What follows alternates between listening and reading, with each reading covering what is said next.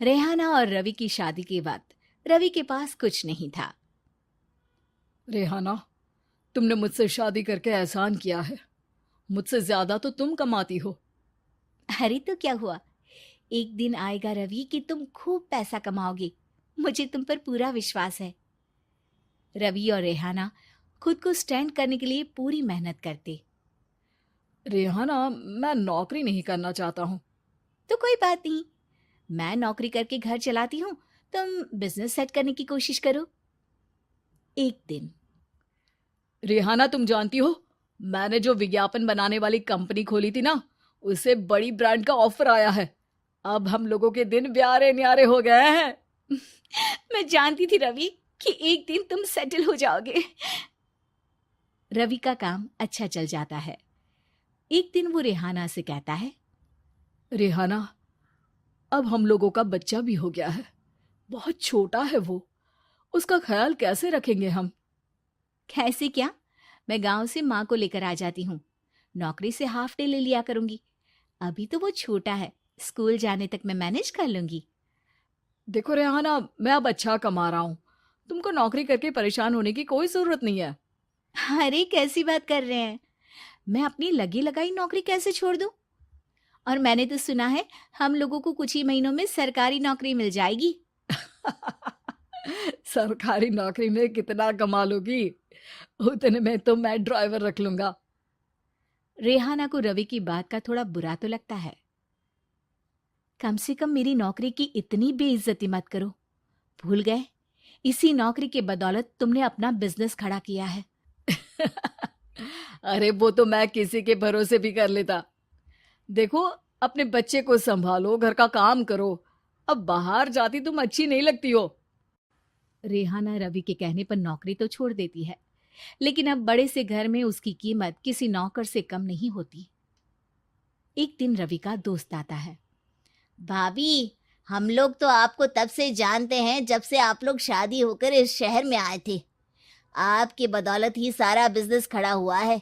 ये किस्मत तो आप ही की है भाभी। हाँ हाँ भाई, हमारी मेहनत तो कुछ है ही नहीं। अरे होगी, लेकिन भाभी की किस्मत के आगे कुछ नहीं। दोस्त वहां से चला जाता है, लेकिन रवि का गुस्सा सातवें आसमान में होता है। देखा कैसे बोल रहा था? अरे बिल्कुल अच्छा आदमी नहीं है ये। कैसी बात कर रहे हैं आप? प्रशांत भैया तो बहुत अच्छे इंसान है रवि। कैसे उन्होंने हमारे मुश्किल वक्त में हमारा साथ दिया था। अरे था पैसा तो साथ दिया, नहीं तो कौन पूछता है? रवि का व्यवहार पैसा आते ही अलग हो गया। वो बंदे को बंदा नहीं समझता। घमंड से घिरे रवि ने तो एक दिन हद ही कर दी। रेहाना, मैं अब तुम्हारे साथ नहीं रह सकता हूँ। क्या क्या बकवास कर रहे हो रवि? क्या कहना चाहते हो? और क्यों नहीं रह सकते तुम मेरे साथ? देखो, मुझे कोई और पसंद है, और उसने साथ रहने पर बस यही शर्त रखी है कि मुझे तुम्हें तलाक देना होगा। रेहाना, जो कि एक स्वावलंबी महिला थी, उसने बिना देर किए रवि को कह दिया, कोई इश्यू नहीं, मुझे पैकिंग में 4 दिन का वक्त लगेगा, लेकिन तब तक मैं तुम्हारे साथ नहीं रहूंगी। 4 दिन के लिए तुम कहीं और शिफ्ट हो जाओ, मैं घर से निकलूंगी तो बता दूंगी। रवि घर छोड़कर चला जाता है। रेहाना को दुख होता है, वो रोती है, लेकिन व्यवहार से स्ट्रांग रेहाना को पति के वापस आने का और उसे सबक सिखाने का पूरा भरोसा था। फिर एक दिन, अरे शुशिका, कब शादी करोगे तुम मुझसे? यार मैंने तो सोचा था तुम शादी से पहले मुझे विदेश लेकर जाओगे, महंगी कार दिलाओगे। अरे सब दिला दूंगा, लेकिन पहले मुझसे शादी तो कर लो। हाँ हाँ, क्यों नहीं। मैं कुछ दिनों के लिए अपने मम्मी पापा के पास जा रही हूँ और लोगों से अपनी शादी की बात करूंगी। अरे शुशिका, कैसे रहूंगा मैं तुम्हारे बिना? अब तो शादी ही होने वाली है हम लोगों की। शुशिका रवि को छोड़कर चली जाती है। रवि घर आता है, जहां रेहाना को ना पाकर उसे सब अजीब लगता है। घर तो रेहाना के बिना कुछ नहीं है। बच्चे की याद भी आ रही है। चलो एक वीडियो कॉल कर लेता हूँ। रवि रेहाना को वीडियो कॉल करता है, लेकिन रेहाना फोन नहीं उठाती। रात को सोते वक्त मन कर रहा है मुन्ने को गले लगा लूं। चलो कोई ना, शुशिका से शादी के बाद मेरे और भी बच्चे होंगे। अगले दिन रवि ऑफिस जाता है जहां टीना खड़ी होती है। सर, आपने अपने नए ऐड के लिए मॉडल की रिक्वायरमेंट डाली थी ना, मैं उसी के लिए आई हूँ। रवि टीना को देखकर खुश हो जाता है। अब शादी हो गई है तुम्हारी? नहीं सर, बस अच्छा सा हैंडसम और अमीर लड़का देख रहे हैं मेरे मम्मी पापा। रवि के दिमाग से तो टीना को देखकर शुशिका का ख्याल भी खत्म हो जाता है। अरे यार, ये लड़की मिल जाए कितनी सुंदर है। शुशिका तो इसके आगे कुछ नहीं है। अब क्या तुम्हें ऐसा नहीं लगता कि मुझसे मिलकर तुम्हारी ये खोज खत्म हो गई है? आप तो 2 बच्चों की पापा लग रहे हैं। अरे नहीं नहीं, मेरी शादी तो हुई थी, लेकिन बीवी को किसी और से प्यार था, मुझे छोड़कर चली गई। खैर, टीना की दोस्ती रवि से हो जाती है, लेकिन 1 महीने बाद शुशिका रवि के पास वापस आती है। मेरे मम्मी पापा तुमसे मिलना चाहते हैं, लेकिन उन लोगों को ये मत बताना कि तुम पहले से शादीशुदा हो, और हाँ, शादी से पहले अपनी सारी प्रॉपर्टी तुमको मेरे नाम करनी होगी।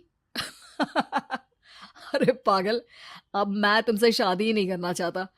भला ऐसी लालची औरत से कौन शादी करेगा? तभी वहां टीना आ जाती है। रवि, ये पागल सी औरत कौन है? देखो, तुमने ही कह दिया ना पागल, तो पागल ही है। पता नहीं कौन है, कह रही है शादी कर लो, लेकिन शादी से पहले अपनी सारी प्रॉपर्टी मेरे नाम कर दो। बोल तो सही रही है। वैसे तुम जानती हो, मेरी एक सहेली है, उसके पति ने उसे पैसा आते ही छोड़ दिया, जबकि उसको खड़ा करने वाली ही मेरी सहेली थी। और मुझे भी भरोसा नहीं है। अगर मैं भी तुमसे शादी करूंगी तो तभी जब तुम मेरे नाम अपनी सारी प्रॉपर्टी कर दोगे। अरे हाँ हाँ, क्यों नहीं, बिल्कुल कर दूंगा। रवि और टीना की शादी की तारीख तय हो जाती है। वो अपनी सारी प्रॉपर्टी के कागज लेकर शादी वाली जगह पर पहुंचता है, लेकिन वहां टीना आती नहीं। रवि टीना को मैसेज करता है। कहाँ हो?